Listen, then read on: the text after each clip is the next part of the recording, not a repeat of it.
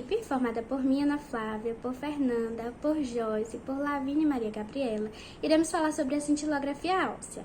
De início, falar sobre a sua funcionalidade, qual a sua função, para que serve. Logo depois, falar sobre as contraindicações, quem pode, quem não pode de maneira alguma passar por esse exame. Depois, falar sobre a administração do fármaco, né? Se é um radiofármaco só, se são mais radiofármacos. Em quarto, falar sobre o protocolo a ser seguido, tanto pelo profissional quanto pelo paciente, o pré, pós e durante o exame. E por fim, finalizar falando das imagens, né? Analisando algumas imagens do exame já pronto. Bom, de início, falar sobre a sua funcionalidade, nós precisamos ter noção de que a diferença da cintilografia óssea, que é um exame da medicina nuclear, para a radiografia, para a tomografia, é que na cintilografia óssea, nós vamos analisar todo o esqueleto com apenas uma dose de radiofármaco. E já nesses outros exames, vai analisar apenas um segmento. Então, na tomografia, analisa um segmento. Na cintilografia óssea, analisa todo o esqueleto. Devido à sua alta sensibilidade, a alta sensibilidade da cintilografia óssea, nós vamos analisar, né, logo assim, alterações ósseas, mas não vai determinar qual é o diagnóstico, não vai determinar qual é a doença. Então, justamente por isso que logo depois da cintilografia óssea, normalmente é solicitado também uma tomografia, para a pessoa que vai avaliar, o profissional que vai avaliar, poder diagnosticar, poder saber qual é a doença. Bom, a cintilografia óssea ela é solicitada quando há a suspeita de metástase, por exemplo. Uma pessoa tem determinado câncer, podendo ser de próstata, mama ou no pulmão.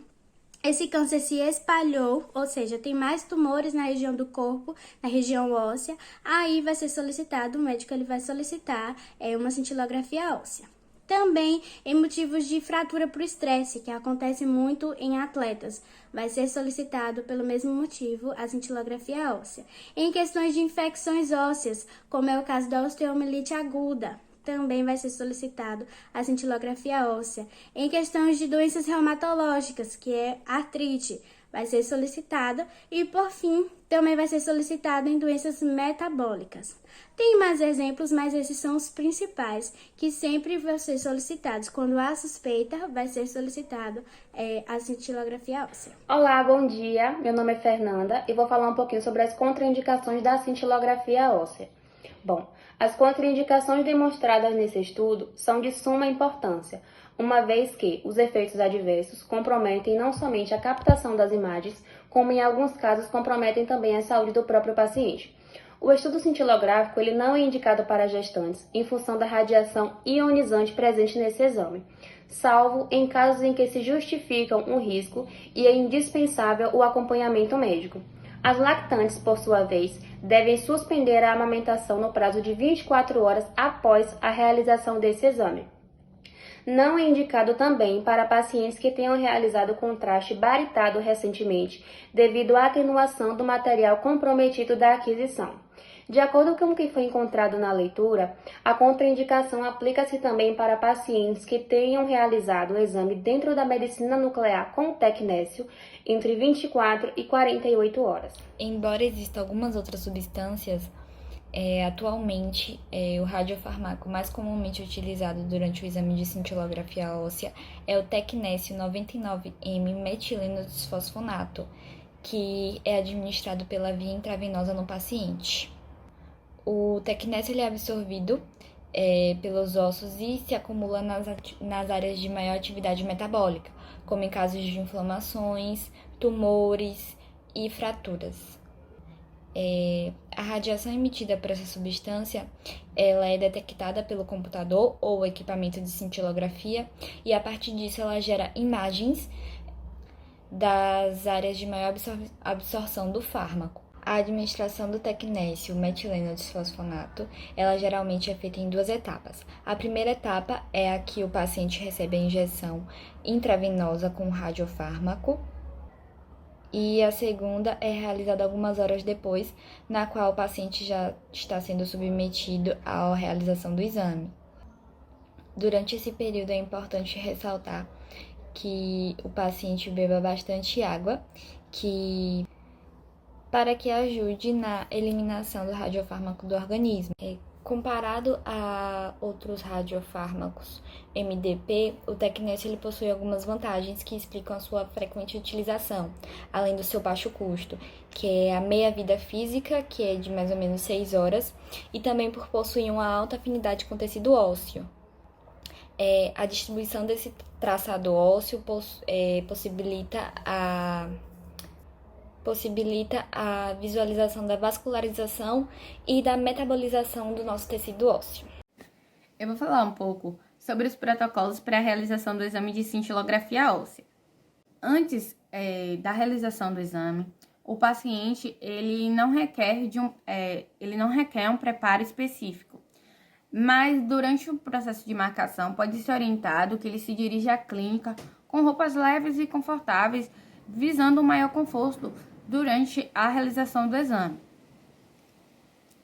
Pode ser também sinalizado, em alguns casos raros, a depender da condição do paciente, a suspensão de alguns medicamentos devido eles interferirem no resultado do exame. Durante a realização do procedimento, inicialmente vai ser administrado via endovenosa um radiofármaco, onde para aquisição das imagens de forma tardia, né, no caso da cintilografia óssea de corpo inteiro, o paciente ele vai precisar aguardar um tempo de espera de cerca de 2 a 3 horas para a realização do exame. Durante esse intervalo, vai ser orientado que o paciente ele ingira cerca de 1 litro a 1,5 litros de água, visando a eliminação do tecnécio que ocorre através da filtração glomerular. Antes da aquisição das imagens em si, após o tempo de espera, o paciente ele vai ser orientado a ir no banheiro antes que ocorra o procedimento em si. Depois da realização do exame, o paciente ele vai ser orientado a se manter isolado por, no mínimo, cerca de 24 horas, que é o prazo para que o radiofármaco ele seja eliminado, para que não ocorra a exposição desnecessária de outros indivíduos. Então, principalmente crianças de colo e gestantes, elas precisam ficar longe dessas pessoas que passaram por esse procedimento recentemente. Relacionado à dose que é ingerida no procedimento para os adultos, tá? São cerca de 20 mg, que são aplicados de forma endovenosa, como já havia falado. Em crianças, essa dose ela vai depender da altura, do peso da criança, mas algumas literaturas trazem que é em torno de 3 mg que podem ser aplicados, a depender também da condição clínica dessa criança. Olá pessoal, me chamo Lavínia, sou do curso de Biomedicina, estou no 4º semestre, no turno matutino, e agora falarei um pouco sobre análise de imagens da temática que é abordada sobre o exame de cintilografia óssea. Então, assim, no exame de cintilografia óssea, podemos caracterizá-la pela sua baixa especificidade e por terem uma alta sensibilidade, capaz de identificar qualquer alteração naquela estrutura fisiológica. Há casos que, quando o laudo demonstra uma hipercaptação, nem sempre será determinante para uma patologia, devido à possibilidade de incidência de artefatos de imagem, através de um extravasamento do radiofármaco no exame, por exemplo, que poderá ser hipercaptado, confundindo talvez aí a interpretação da imagem, mas nem sempre serão casos de patologia, tá? Pode ocorrer a incidência de artefatos de imagem, sim. Então, ao interpretar um laudo, a gente poderá ter 3 características de interpretação distintas, onde a leitura normal, nas quais os ossos aparecem com a captação normal de radiofármaco, indica que aquele tecido não apresenta alterações, então ele está no seu estado normal. Teremos também no laudo as regiões quentes, onde determinará aquelas nas quais houve uma captação anormalmente elevada do radiofármaco, o que pode indicar uma degeneração óssea. Inflamação, fratura ou metástase óssea, por exemplo, são exemplos dessa interpretação quando são demonstradas no laudo. E por fim, teremos as regiões frias, que são aquelas que serão muito claras e demonstrará que houve uma baixa captação do radiofármaco, podendo indicar, assim, um fluxo sanguíneo no local ou a presença de tumores benignos, por exemplo.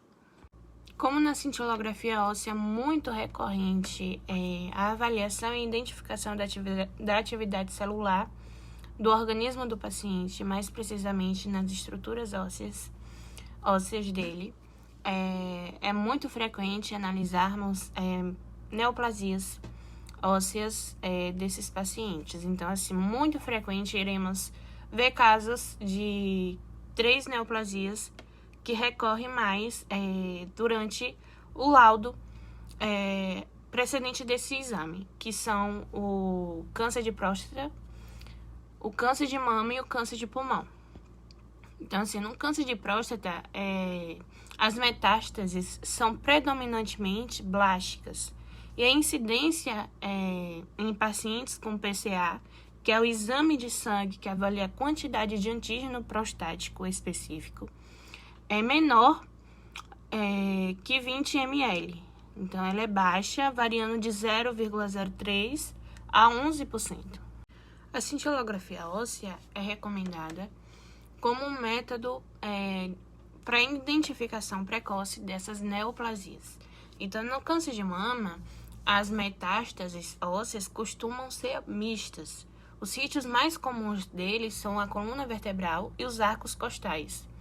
E será útil esse método do exame nos estádios 1 e 2 da neoplasia em si. Já no câncer de pulmão, as metástases ósseas estão presentes nos pacientes no momento do diagnóstico entre 20% a 30% do seu resultado. Então, os tumores não pequenas células têm alta proporção de metástases líticas, que significa que há uma diminuição tecidual, e escleróticas, que são áreas mais endurecidas dos ossos. Trouxe aqui uma representação de um exame de um paciente de 69 anos de idade com adenocarcinoma de próstata, recentemente diagnosticado. Então, esse paciente negava dor óssea e, ao realizar o PCA, foi encontrado um valor de 8,1. Na cintilografia óssea, notamos várias lesões focais, então múltiplas lesões identificadas no exame, o que deu a confirmação depois de exames complementares, tá? Porque a cintilografia óssea em si, ela não é um diagnóstico totalmente preciso, é necessário a complementação de solicitações a mais de exames, para que possa, sim, dar totalmente a certeza de um diagnóstico. Então, há uma investigação, é um exame à parte que complementa a outros. Então, neste exame, identificado aqui na imagem, identificamos uma neoplasia, um adenocarcinoma de um paciente, onde negava a dor óssea em si, mas ao realizar o procedimento foi notado várias múltiplas lesões focais, resultando então assim no câncer de próstata do paciente. Então trouxe esse laudo médico dado através de exames, e um deles é a cintilografia óssea, onde podemos identificar regiões frias, a qual são regiões mais claras, né? Como eu havia falado antes, essas regiões estão identificando um tumor benigno, chamado encondroma. Esse encondroma pode ser maior e mais agressivo localmente, podendo causar uma dor local. Então, há uma deformidade óssea com aumento do volume local e, em alguns casos, até fraturas patológicas. Então, estas fraturas são mais comuns nos ossos das mãos e dos pés. Em casos de encondroma, a gente pode identificar mais precisamente com exames de imagem. E ele não provoca sintomas, tá? Nestes casos, não há uma indicação de intervenção cirúrgica, mas há um acompanhamento clínico com exames de imagem para um efeito mais terapêutico e tratável para o paciente. E para finalizar, analisando a última imagem, identificamos regiões quentes, bem característico, como eu já falei, a tumores malignos. E é o resultado de um tumor maligno esse exame, tá? Chamado osteosarcoma, que é um tumor ósseo maligno que acomete principalmente adultos jovens e adolescentes. Ele tem um crescimento rápido, é totalmente agressivo e metastatiza precocemente o organismo do paciente. Caracteriza-se pela existência de células malignas do estroma com formação osteoide neoplásico. Então, pode também estar presente no tecido cartilaginoso ou fibroso. Ocorre mais comumente na metáfise dos ossos longos, com predileção para ossos próximos do joelho, mas pode acometer também de ocorrer nos ossos da face, no esqueleto axial em si e na pelve também. Falando um pouco sobre a cintilografia óssea trifásica, os protocolos para a aquisição, né, das imagens, eles vão ser modificados. O radiofármaco é o mesmo, vai ser utilizado, pode ser utilizado o tecnécio marcado com MDP, de forma endovenosa, porém, durante a aquisição das imagens, o paciente, ele, assim que é administrado, cerca de, no máximo ali, 2 minutinhos, ele já vai passar pelo processo de aquisição de imagens. Então, onde a gente vai ter a primeira fase, que é a imagem de fluxo, a imagem dinâmica, que vai vistoriar o fluxo sanguíneo, vai ver como que corresponde o fluxo sanguíneo nas áreas, em uma área específica do corpo que se quer estudar.